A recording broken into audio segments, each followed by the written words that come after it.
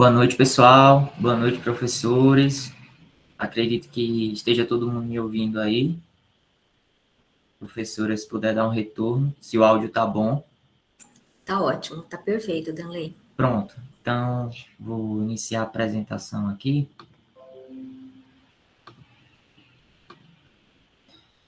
Bom, pessoal, meu nome é Danley Oliveira, eu sou estudante de graduação do curso de Medicina Veterinária da Universidade Federal do Vale do São Francisco, em Petrolina.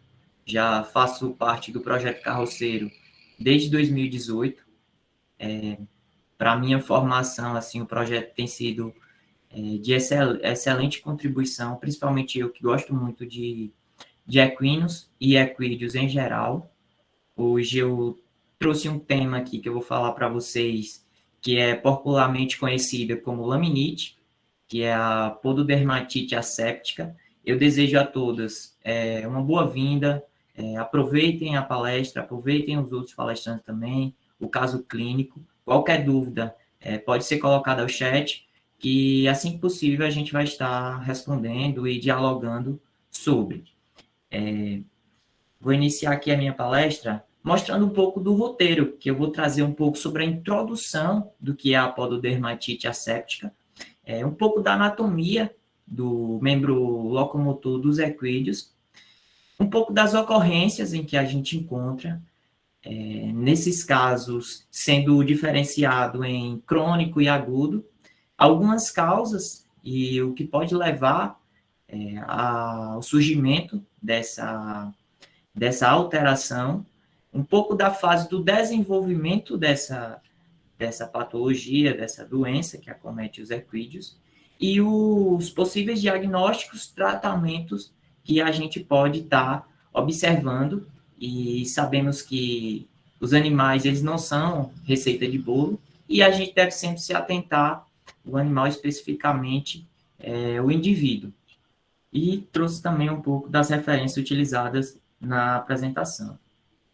Bom, o aparelho do locomotor dos equídeos, dos equinos, ele é de suma importância, principalmente porque o principal local de contato entre o animal e o ambiente que ele está convivendo, ou seja, o chão, os diferentes tipos de pista, por exemplo, no caso dos animais que participam de competições, ou no caso dos animais que fazem trabalho de tração, trabalhos pesados.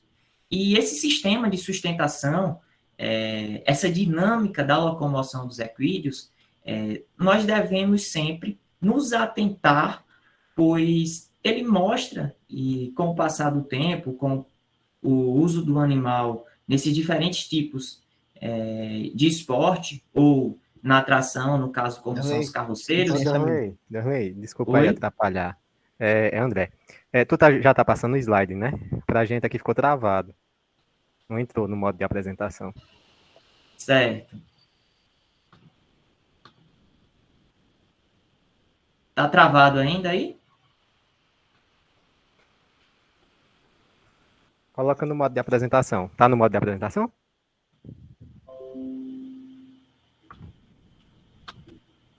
Tá no modo de apresentação.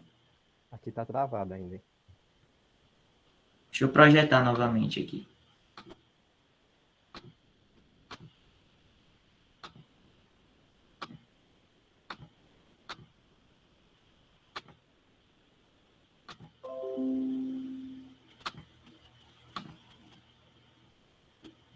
E agora?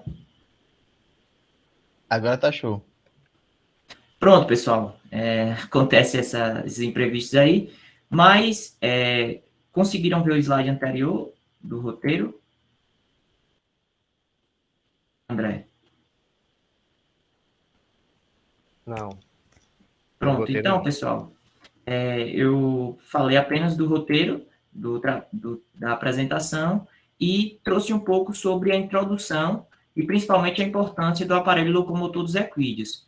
Falei um pouco sobre o sistema de sustentação, que é o principal local de contato do animal com os tipos de superfícies diferentes, e que desde a antiguidade os hipiatras já consideravam que sem pés não há cavalo, justamente porque são os membros que são o principal responsável pela sustentação do animal e principalmente do peso. Outro ponto bastante importante é que a pododermatite asséptica difusa, essa palavra difusa, ela está bastante relacionada aos diferentes tipos de causas dessa inflamação do aparelho locomotor, e essa doença que acontece, que acomete os membros dos equinos, sendo caracterizada principalmente por alterações vasculares inflamatórias, que justamente, falando um pouco sobre essa anatomia, falando aqui de forma bem simples, vocês podem observar aqui na imagem à direita, onde eu estou apontando, onde nós temos o boleto, logo abaixo nós temos a quartela, e esses 3 ossos diferentes aqui, no número 1, ele se refere à falange proximal, o número 2 se refere à falange média, e o número 3 se refere à falange distal. Então, peço que vocês se atentem, que a gente vai falar um pouco mais, e é necessário a gente entender um pouco sobre essa anatomia, que é o principal local inflamatório, principalmente da porção digital. Bom, como eu já falei, a palavra difusa, ela está bastante relacionada a essa desordem metabólica sistêmica, onde nós podemos destacar aqui que a cardiocirculação dos equídeos em geral, uma vez alterada, uma vez onde se tem endotoxinas provocadas por diversos tipos diferentes, desde um estresse metabólico até uma alimentação, determinados tipos de fármacos. Também a função renal, que está bastante ligada a alterações metabólicas, sendo o rim, ele também tem essa função de controlar o nosso sistema circulatório. No sistema endócrino, uma vez que o estresse dos animais, dos equídeos, quando são submetidos a trabalhos intensos, por exemplo, com a liberação do cortisol, alterações eletrolíticas, quando o animal está perdendo mais eletrólitos, está perdendo mais sais, está perdendo minerais, mais do que ele consegue absorver, e também relacionado à coagulação sanguínea, que está diretamente ligada à questão da trombose localizada. Uma vez que esse animal é acometido por essa desordem, ele tende a promover uma vasoconstrição local ali, principalmente nos membros. E quando a gente se relaciona, principalmente que a gente sabe que a laminite ela afeta os cascos, tendo posteriormente, quando o animal submetido a um trabalho intenso, por exemplo, a rotação da falange distal, que eu já mostrei para vocês a localização da falange distal, uma redução da perfusão sanguínea. A perfusão sanguínea é a irrigação daquele local, ela fica um pouco danificada, ou seja, o aporte sanguíneo para chegar àquele local não é com a qualidade esperada. E a trombose da circulação do estojo córneo, que a gente vai discorrer um pouquinho mais na frente. Nós temos aqui o casco do equino. Nós temos algumas estruturas que nós precisamos caracterizar, como, por exemplo, a camada externa do casco, camada média e camada interna. Nós, falando aqui um pouco da parte externa até a parte interna, nós temos aqui as lâminas epidérmicas, que é o principal local de conexão entre o estojo córneo com as lâminas do animal em que se encaixa. E nós temos também ranilha e superfície da sola. Nós temos aqui, falando um pouco da osteologia dos equídeos em geral, nós temos a falange proximal, falange média e falange distal. Essa vista aqui, ela é cranial, e essa vista aqui da direita, ela é caudal. Então, peço a vocês se atentem a essas diferentes estruturas. Falando um pouco sobre a anatomia e falando um pouco como ocorre a laminite, nós temos aqui a falange distal, falange média, falange proximal, e esse tendão flexor digital profundo que se insere na falange distal, uma vez quando o animal é submetido a diferentes a diferentes tipos de exercício em que a gente tem uma superutilização, ou a gente tem um desgaste muito grande do membro, esse tendão ele começa a ser flexionado de maneira excessiva, fazendo com que a tendência dele seja tracionar essa falange do sentido cranial ao sentido caudal. E aqui eu trouxe um pouco sobre as fases da rotação e a classificação das diferentes fases de rotação. Nós temos aqui uma rotação leve ou baixa. Vocês podem observar aqui que nesse espaço que está em rosa é que essa falange distal ela foi pouco tracionada. Nós temos uma rotação moderada, onde nós podemos observar que essa falange foi um pouco mais tracionada. E nos casos graves, onde essa falange distal ela foi bastante tracionada. Justamente aqui nesses casos a gente observa, nos casos moderado e grave, o animal ele já não consegue apoiar o membro no solo de maneira correta. Nós temos aqui o membro do equino. Nós podemos aqui, eu vou classificar para vocês a localização do tendão flexor digital profundo. Nós também temos outros ligamentos e outros tendões que compõem essa região, mas nós sabemos que o principal tendão relacionado à rotação da falange distal é o tendão flexor digital profundo. E mais na frente eu vou falar um pouco para vocês sobre a tenotomia, que é a questão de uma das resolutividades desse tipo de afecção do aparelho locomotor. Então, os cascos dos solípedes, eles são compostos por 3 camadas. São essas: o estrato externo, que ela é considerada uma camada córnea tubular, ela é bastante macia, escamosa, e ela se origina principalmente das camadas germinativas da epiderme. O estrato médio, que consiste em uma queratina tubular e intertubular, principalmente de sustentação. E temos também o estrato interno, que são aquelas lâminas epidérmicas que eu mostrei, anatomicamente. Elas são bastante queratinizadas, primárias e verticalmente, ou seja, elas se estendem para o interior do estrato médio, com o qual são contínuas. Então, para uma locomoção adequada dos equinos, é necessário que nós tenhamos toda a integridade do sistema de sustentação. Ou seja, esse tecido podofiloso, que é considerado o córeo laminar, como eu já tinha mostrado para vocês, as lâminas epidérmicas, elas se inserem em conjunto com o córeo laminar, como vocês podem ver aqui nessa imagem à direita.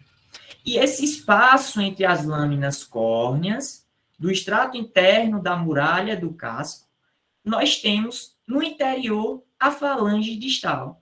Aqui, posteriormente, a falange média e a falange distal, falange média e falange proximal. Então, certas condições em que os animais são acometidos, que nós chamamos de ocorrência, desde o criatório ao manejo, eu trouxe aqui destacados os animais que são estabulados por conta da alimentação que são oferecidas a eles e também o tipo de água que fica naquele ambiente. Muitas vezes aquela água, ela fica por 2, 3 dias e isso pode provocar uma fermentação, uma vez que o animal se alimenta e ele tem a tendência a ir beber água. Pode provocar uma fermentação daquela água, posteriormente promover a proliferação dessas endotoxinas causadoras da laminite. Então, a frequência, quando nós caracterizamos os 2 membros torácicos e, no caso de 4 membros, nos casos mais graves, quando a laminite ela ocorre nos 4 membros do animal. E nós podemos observar nesses animais características clínicas características. Ou seja, o animal ele não consegue apoiar o membro da maneira correta. Muitas vezes ele tende a ficar com aquele membro que está acometido em estado de descanso. Nós podemos destacar que animais castrados, eles possuem menor índice de acometimento da laminite, justamente pelas alterações hormonais que a castração ela permite ali que esse animal seja cessado. A faixa etária de 4 a 10 anos são maiores índices de laminite. Por quê? Porque os animais entre 4 e 10 anos são os que são mais utilizados, tanto no esporte quanto no trabalho. Ou seja, quando os cavalos eles são transportados e que ficam vários dias em decúbito quadrupedal, ou seja, sem uma alimentação adequada, eu destaco aqui transportados, por exemplo, nas vaquejadas, a gente observa que esses animais participam de uma competição e às vezes passam 2, 3 dias ali viajando. O animal já passou durante toda a competição em pé, por exemplo, na sustentação dos membros, e depois ficam alguns dias viajando em pé. Isso é bastante importante a gente levar em consideração, porque causa um estresse e causa processos inflamatórios contínuos no membro do animal, podendo predispor à laminite. No caso da ingestão de água inadequada, é como eu falei, esse animal se alimenta, por exemplo, de um alimento concentrado na sua baia, e aqueles restos que ficam na boca do animal entram em contato com essa água e posteriormente causa uma fermentação que não é benéfica ao animal, podendo desenvolver, no caso que nós chamamos da forma aguda. E as causas principais, como eu já venho falando, é alimentar, quando a ingestão dos carboidratos em excesso, ele vai causar um processo patogênico e varia conforme o grau de tolerância do animal. Ou seja, os cavalos que não recebem rotineiramente o seu manejo alimentar, eu quero trazer aqui, abrir um parênteses a esse destaque, porque os cavalos, geralmente, o correto a se fazer são poucas frações de alimento durante algumas vezes do dia.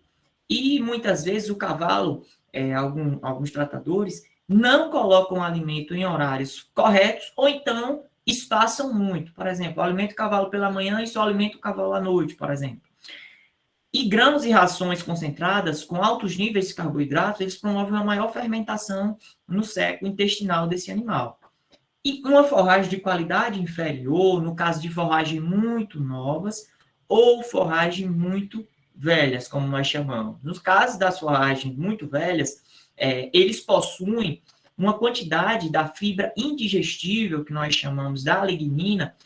As bactérias elas não vão conseguir fermentar lá no seco de maneira adequada, e aí, uma vez essa fibra não fermentada, pode promover um aumento de endotoxinas e causar justamente um distúrbio alimentar nesse animal, provocando, porventura, a aparência ou a ocorrência da laminite, ou seja, esses excessos, essas endotoxinas, são carreadas para a corrente sanguínea, afetando justamente o membro dos animais.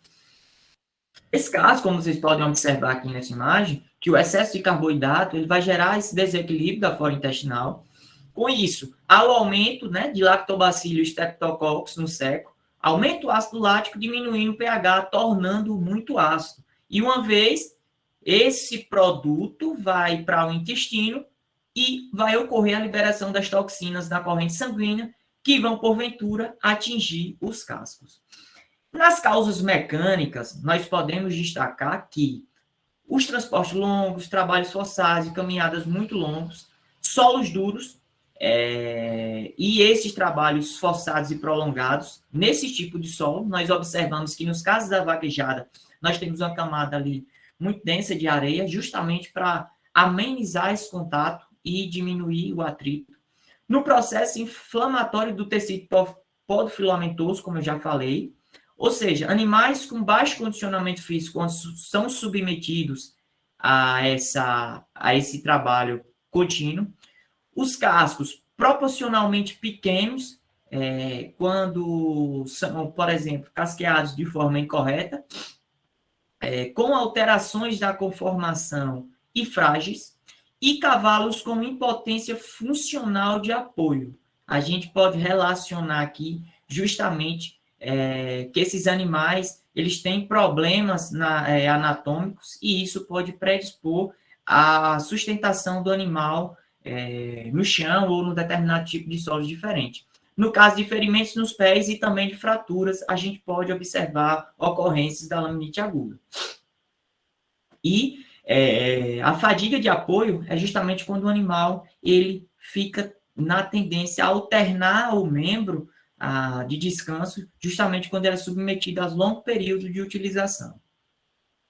Nas causas infecciosas, nós podemos destacar as pneumonias, as endometrites e infecções de caráter severos. Pneumonias são justamente as inflamações do aparelho respiratório do animal. As endometrites são justamente as inflamações e infecções uterinas.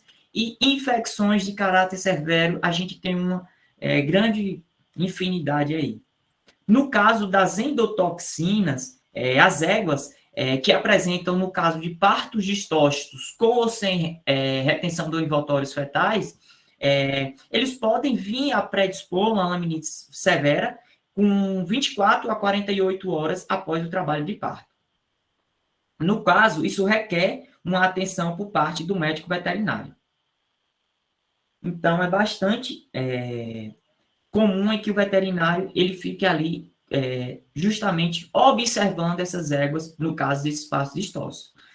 Então, no caso, nas causas mistas, muitos são os fatores. Ou seja, não existem evidências das possíveis causas do processo, sendo que nós devemos atentar à possibilidade de ocorrência inespecífica de um desequilíbrio hormonal, alterações da falange distal e da hipertensão arterial distal, justamente quando nós podemos observar esses casos aqui, em que há uma vasoconstrição muito severa da artéria digital, que compõe o membro do equídeo. E também a gente deve observar, no caso de doses excessivas de tratamento prolongados dos corticosteroides. Um exemplo bastante comum nesses casos é o uso da dexametasona, da fenilbutazona, eles podem predispor à laminite, justamente porque esses corticosteroides, eles atuam no balanço eletrolítico, de regulação do metabolismo. No caso, essas substâncias, elas têm uma função anti-inflamatórias e inibe as substâncias pró-inflamatórias. Então, a gente deve se atentar no caso de doses excessivas. Os efeitos dos esteroides na rede vascular digital, principalmente os exógenos,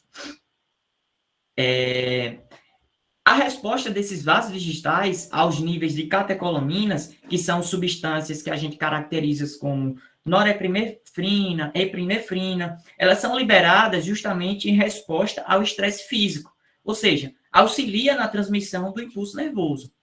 E nesse caso, esses vasos digitais, uma vez com que eles não têm um aporte correto, e aí a gente pode observar essas causas do início dessa inflamação, que a gente conhece como a laminite. Produzindo também um efeito de mineral corticoide e um aparecimento de edema na região. O mineral corticoide, ele é produzido na glândula adrenal, e um exemplo é a aldosterona, que ele está relacionado primariamente no equilíbrio eletrolítico. Por isso que a gente se atenta aqui um edema, um aparecimento de um aumento naquela região. Em relação às fases do desenvolvimento, nós observamos as manifestações clínicas, que é uma duração entre 16 a 24 horas do início da ação do agente etiológico, e uma fase aguda, ou seja, os primeiros sinais de claudicação até que ocorra a rotação da falange distal. No caso da fase crônica, inicia-se a rotação da falange distal, ou quando a dor intensa perdurar por mais de 48 horas. E quanto à apresentação da laminite aguda, o aparecimento brusco dos sintomas, predominando os sinais de locomoção penosa e lenta devido à dor. Então, esse animal ele tende a apresentar essas características. Ou seja, o padrão de comprometimento da laminite aguda, ela pode ser classificada em 4 graus e reflete a gravidade das alterações de microcirculação do pé. Ou seja, ela não é tão severa quanto uma laminite crônica. No caso da laminite aguda, de grau 1, o animal em repouso, o cavalo levanta o membro torácico alternadamente e de forma incessante, em intervalos de poucos segundos. Nós podemos observar aqui nessa imagem o animal porque aqui é uma foto, ele está com a tendência de alternância desse membro. No caso do grau 2, o animal apresenta um encurtamento mais evidente da fase de apoio do passo. Ou seja, ainda é possível erguer um dos membros torácicos, como é considerado a mão de amigo, quando o animal tem a tendência a dobrar esse membro no sentido dorsal. No caso do grau 3, é uma evidência e relutância para iniciar a marcha e reage a qualquer tentativa de erguer o membro, de erguer qualquer membro. Então, esse animal, ele tem a tendência de não querer andar ou ficar com esse membro levantado, justamente pela sensação de dor que o animal tem. No caso do grau 3, no caso agora do grau 4, somente inicia a locomoção quando é forçado e, em geral, projeta ambos os membros torácicos para cima e para frente. Ou seja, o animal ele tem a tendência a tracionar esses membros e projetar esses membros para frente. E esse já é uma característica bastante evidência no caso da laminite grau 4. No caso da laminite crônica, após 48 horas de dor intensa e contínua, ou com o início da rotação da falange distal, que a gente já viu, as alterações da forma do casco, o crescimento córneo irregular e anéis, no caso desses anéis da laminite, o casco ele tem a tendência a se tornar estreito e alongado, e a sola ela se torna convexa, como a gente pode observar aqui nesse membro. Desse lado esquerdo aqui, a gente pode observar aqui bastante surgimento aqui de alterações no casco e na conformidade. No grau 1, a presença de dor sem evidência, do comprometimento acentuado da locomoção, no caso da laminite crônica. No grau 2, a gente observa uma redução da dor, com comprometimento evidente da locomoção.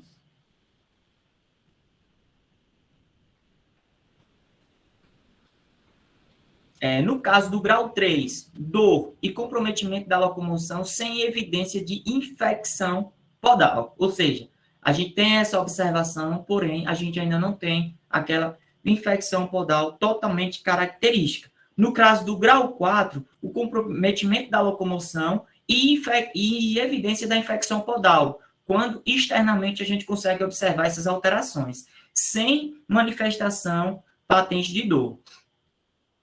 No caso do grau 5, a presença da dor, dificuldade de locomoção, infecção e decúbito lateral prolongado. No caso aqui, dessas fases do desenvolvimento, a gente tem uma laminite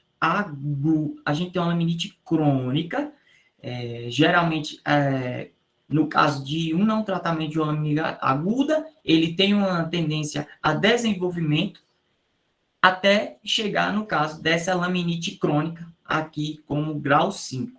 Como nós podemos observar na imagem, já o estorno córneo ele já foi perdido e a gente tem um total comprometimento do membro do animal. No caso de diagnóstico da laminite, é necessário que a gente realize uma rigorosa avaliação dos sinais clínicos, tanto podais quanto gerais. Podais se refere ao membro do animal, sejam, por exemplo, radiografias, e gerais quando a gente observa, como, por exemplo, hemogramas e alguns outros exames necessários para a gente avaliar a questão sanguínea. Ou seja, radiografia, exames laboratoriais, infecções crônicas, doenças hepáticas, renais, gastroentéricas e cardiovasculares. Por isso que é necessário a gente avaliar todo o animal. No caso aqui, nós podemos observar essa radiografia, onde nós temos o membro do equino, quando ele está em uma formatação, ou seja, essa falange ela está numa localização adequada. Quando nós observamos a radiografia de um animal que está com a rotação da falange distal, ou seja, esse tendão flexor distal profundo fez com que essa falange tivesse a tendência de rotação, sendo cranial caudal. No caso de tratamento, eu quero abrir um parênteses aqui, que a gente deve observar e tratar o animal como um indivíduo único, não nos atentando à receita de bolos. Claro que o fármaco é utilizado, ele pode sim ser o mesmo, a depender do tipo de laminite que você está se referindo, mas dosagem, tempo de utilização deve ser utilizado de acordo com a necessidade do animal específica. Ou seja, hipotensores, que tem como objetivo a redução da pressão arterial, justamente porque a laminite ela causa uma vasoconstrição periférica, como, por exemplo, o cloidrato de acepromazina. Anti-inflamatório não esteroidais, que tem como função a diminuição da dor, como, por exemplo, a fenilbutazona e o flunixin megumin, e anticoagulante, como a heparina, no caso do surgimento de trombos. Outros procedimentos conservativos que eu posso destacar é a utilização de fármacos com ação anti-inflamatória, analgésico, antiagregador plaquetário e vasodilatador, justamente por conta da vasoconstrição periférica. No caso do óleo mineral, destaco aqui que, em caso que a etiopatogenia da laminite está ligada, ou seja, decorrente de causas alimentares, como, por exemplo, o excesso de carboidrato, uma fibra de péssima qualidade, é necessário que a gente se atente à utilização do óleo. Porque o óleo ele tem a tendência a melhorar essa conversão alimentar e o maior aproveitamento dos nutrientes, evitando assim que esse animal tenha a maior produção das endotoxinas. No caso de tratamento, a depender do animal e a depender da gravidade da lesão, a gente faz a utilização de duchas, exercícios, gessamento do pé, uma palmilha específica e também, em alguns casos, é necessário que seja feito o ferrageamento corretivo. No caso do ferrageamento, a gente sabe que é uma técnica que é bastante utilizada justamente também para evitar essa alteração entre, por exemplo, ter um casco que tá maior que outro. Isso gera um desequilíbrio e, por sua vez, gera uma maior superutilização do membro em que está com contato ali, por vez, maior no solo, um determinado tipo de solo que aquele animal pratica o seu exercício ou o seu trabalho. No caso cirúrgico, no caso de rotação da falange distal, que não responde a procedimentos corretivos, eles podem ser submetidos à tenotomia, no caso do tendão flexor distal profundo, que é feita uma cirurgia, onde é feito o rompimento desse tendão, buscando o reposicionamento dessa falange distal. Esse procedimento cirúrgico, ele irá avaliar a dor e possibilitar o reposicionamento dessa falange.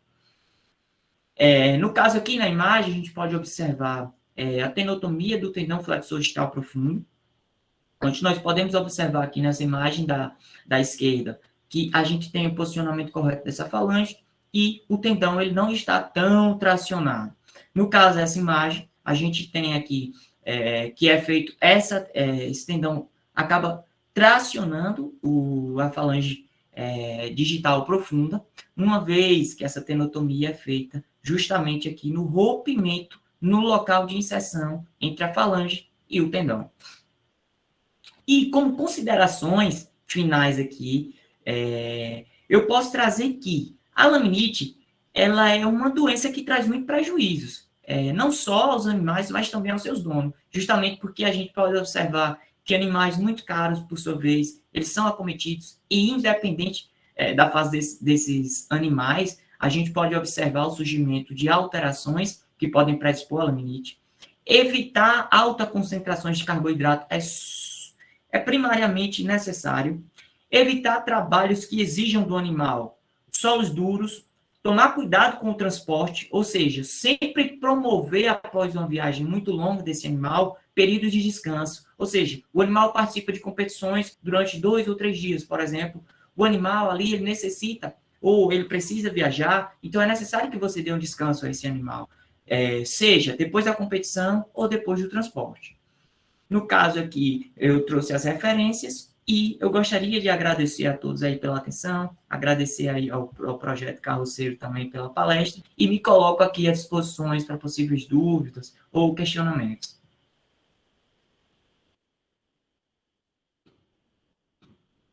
Boa noite, Derlei. Tá me ouvindo? Estou ouvindo sim. Quero agradecer pela apresentação, parabéns pela apresentação maravilhosa. Boa noite a todos e a todas. Agradecer por cada um de vocês que estão aqui no evento, né, contemplando o evento no dia de hoje. E tem uma pergunta aqui, Derlei. Está preparado? Pode mandar ver aí, André. Maria Eduarda Cerqueira, ela perguntou se a ocorrência da laminite por alimentação com silagem de milho se dá pela fermentação. Quem foi que perguntou? Maria Eduarda Cerqueira. Bom, Maria Eduarda, nós sabemos que tanto o milho em grãos, que eles são processados e são oferecidos a esses animais, que a gente chama farelo de milho, quanto essa silagem, elas vão ser oferecidas ao animal, uma vez esses grãos, eles possuem principalmente uma boa quantidade ali de carboidrato, e esses carboidratos, eles vão para o estômago do animal, depois vão ser fermentados no seco, e uma vez fermentados no seco, a gente só vai ter a ocorrência de laminite no caso em que a gente oferece essa silagem numa quantidade que não é correta e numa quantidade, por exemplo, excessiva. A fermentação no seco, ela sempre vai ocorrer dessa silagem, mas você pode se atentar justamente à quantidade e o espaçamento entre a oferta dessa silagem. Então, a gente sabe também que no caso de silagem, a gente deve se atentar à qualidade dessa silagem. Se ela não está não tá mofada, por exemplo, ou a gente observa alguma alteração de algum fungo, então é bastante necessário você se atentar a todos esses parâmetros aí, para que você possa evitar que esse animal venha a promover uma fermentação inadequada aí dessa silagem.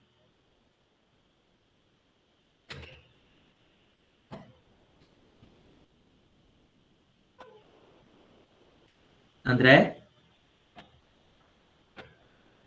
Opa, teve outra pergunta aqui, ó. A Clarice da Silva Santos, ela está parabenizando pela palestra e a dúvida dela é nos casos de tratamento, né? Em que primeiro deve intervir, onde é que deve intervir, né, primeiramente? Bom, primeiro você deve observar o animal e ver se ele está sentindo dor. Primeiro a intervir é você fazer o médico veterinário vai fazer essa avaliação clínica e vai ver o protocolo em que ele deve seguir primeiro.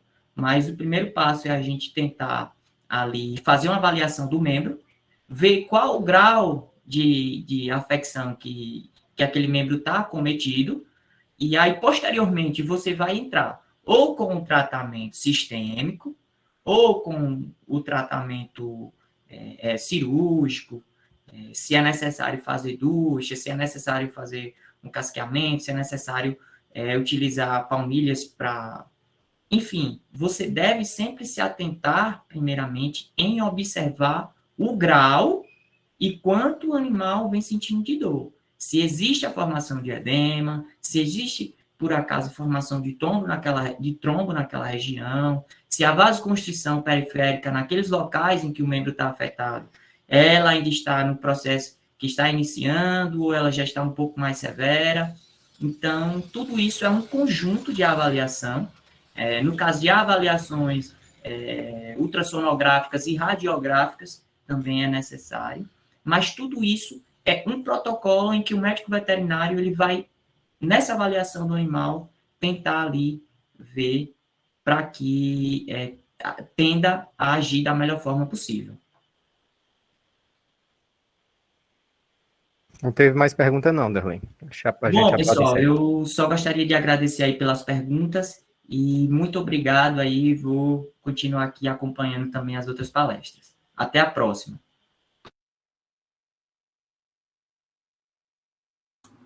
Oi, gente, boa noite. Só um minutinho, Ellen. Ellen, só um minutinho. Tá, deixa eu só... Isso. Deixa eu